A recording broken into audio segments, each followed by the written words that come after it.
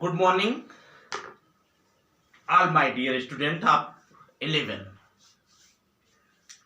कक्षा 11 के प्यारे बच्चों, भगवती प्रसाद ओझा इंटरमीडिएट कॉलेज में आप सभी का स्वागत, अभिनंदन एवं वंदन है। प्यारे बच्चों,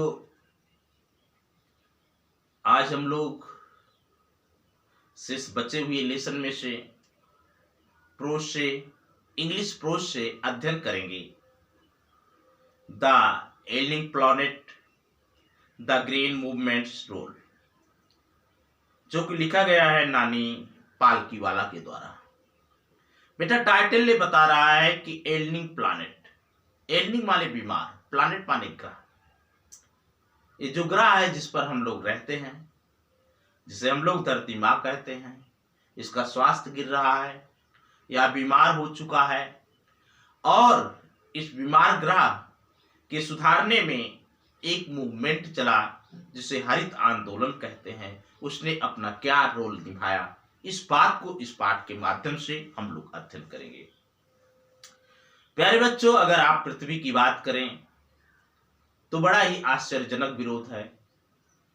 हम लोग मानव जाति इस पृथ्वी के सारे संसाधनों का दोहन इस प्रकार से कर रहे हैं कि रिजल्ट ये हो रहा है कि सारे संसाधन समाप्त होते चले जा रहे हैं, और इन संसाधनों की समाप्ति होने के बाद हमारी पृथ्वी बीमार हो रही है, हम स्वयं बीमार होते चले जा रहे हैं। प्यारे बच्चों, यह पृथ्वी कोई मशीन नहीं है, यह एक सजीव प्राणी है। इसमें सजीवता के उदाहरण स्पष्ट हैं।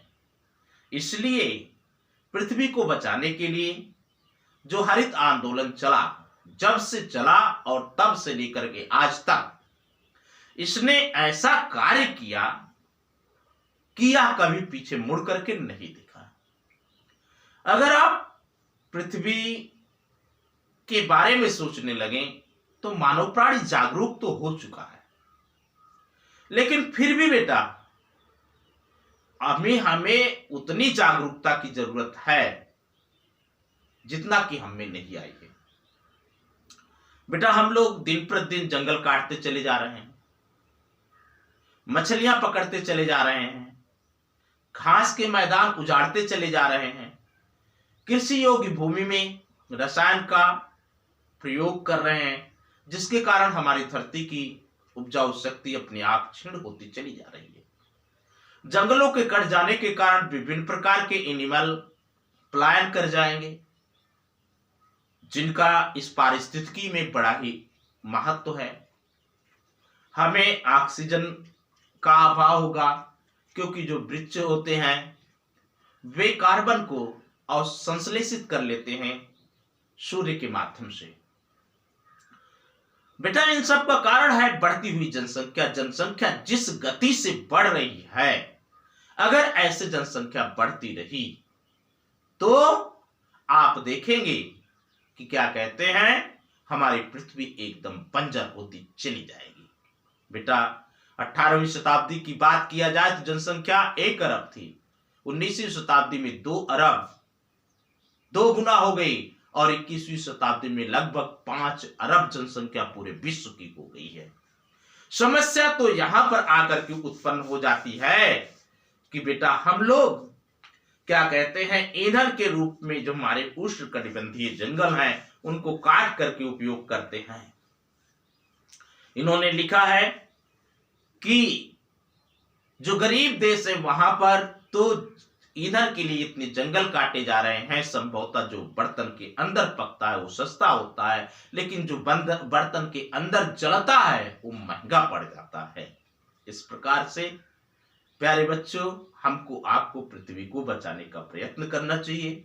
बड़ा ही क्या कहते हैं, वर्तमान में अपना अभिनय देने वाला लेसन है, जरा ध्यान दीजिएगा। One can not recall any movement. One कोई नहीं, कैन सकता है, नॉट नहीं, रिकॉल याद करना, एनी मूवमेंट किसी भी आंदोलन के बारे में, कोई भी व्यक्ति किसी आंदोलन के बारे में याद नहीं कर सकता इन वर्ल्ड हिस्ट्री, विश्व के इतिहास में। विश्व के इतिहास में कोई भी व्यक्ति किसी भी आंदोलन के बारे में याद नहीं कर सकता है विच जो हैज ग्रीव्ड माने पकड़ना, द इमेजिनेशन माने कल्पनाओं को ऑफ एंटायर ह्यूमन रेस संपूर्ण मानव जाति के सो कंप्लीटली इतनी पूर्ण रूप से एंड सो रैपिडली इतनी तीव्र गति से। बेटा विश्व के इतिहास में कोई भी इस बात को याद नहीं कर सकता, किसी भी आंदोलन के बारे में याद नहीं कर सकता कि वह आंदोलन संपूर्ण मानव जाति के कल्पनाओं में इतने पूर्ण रूप से और इतनी तीव्र गति से अपनी पकड़ बनाए रखा एज जितना द ग्रीन मूवमेंट, जितना कि हरित आंदोलन।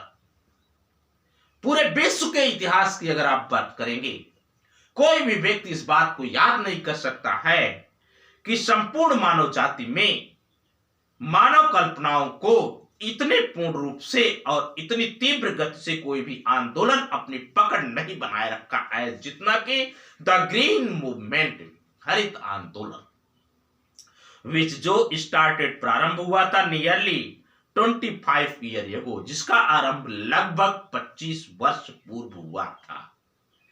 इन 1972 सन 1972 में, जिसका प्रारंभ सन 1972 में 25 वर्ष पूर्व हुआ था। क्लियर हो रहा?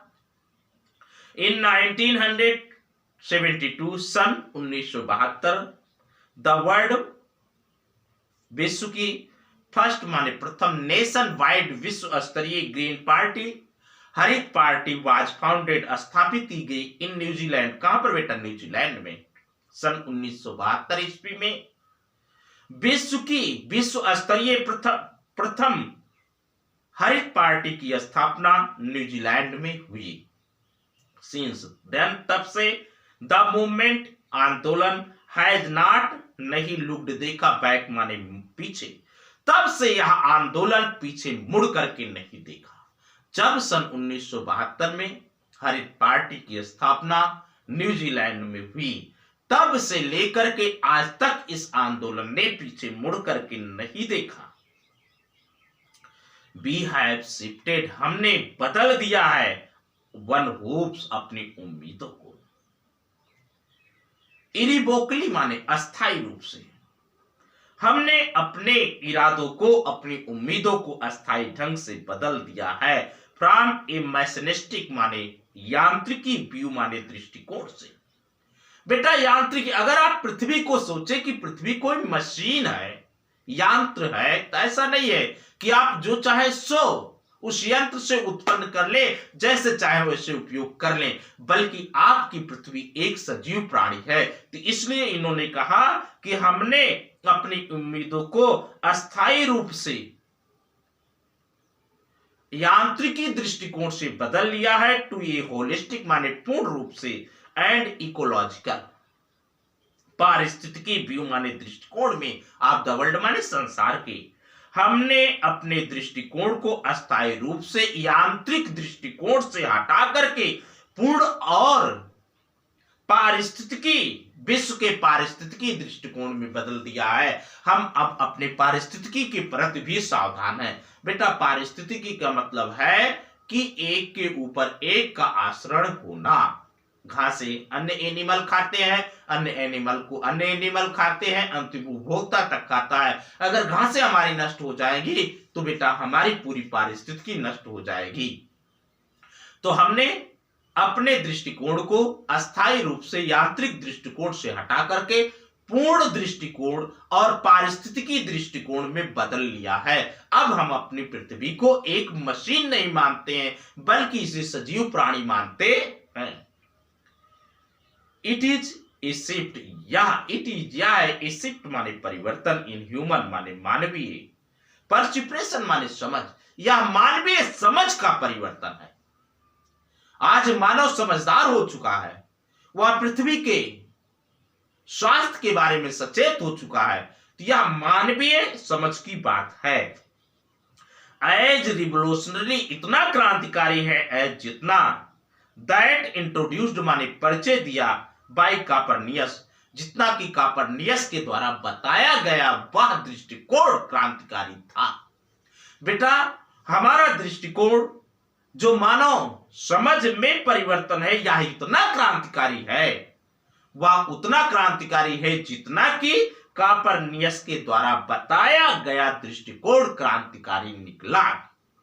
हु थॉट जिसने सिखाया मैनकाइंड माने मानव को इन 16th सेंचुरी 16वीं शताब्दी में, जिसने 16वीं शताब्दी में मानव को समझाया दैट कि द अर्थ माने पृथ्वी एंड द अदर प्लैनेट और अन्य ग्रह रिवॉल्व माने चक्कर लगाते हैं अराउंड द सन, सूर्य के चारों तरफ। बेटा कॉपरनिकस ने हमको बताया, पूरे संसार को बताया, मानव समाज को बताया कि पृथ्वी और अन्य ग्रह सूर्य के चारों तरफ चक्कर लगाते हैं। बेटा यहीं पर यह लेक्चर मैं समाप्त करता हूं। अगले दिन अगले लेक्चर में मिलेंगे, तब तक के लिए goodbye. Thank you for watching the video.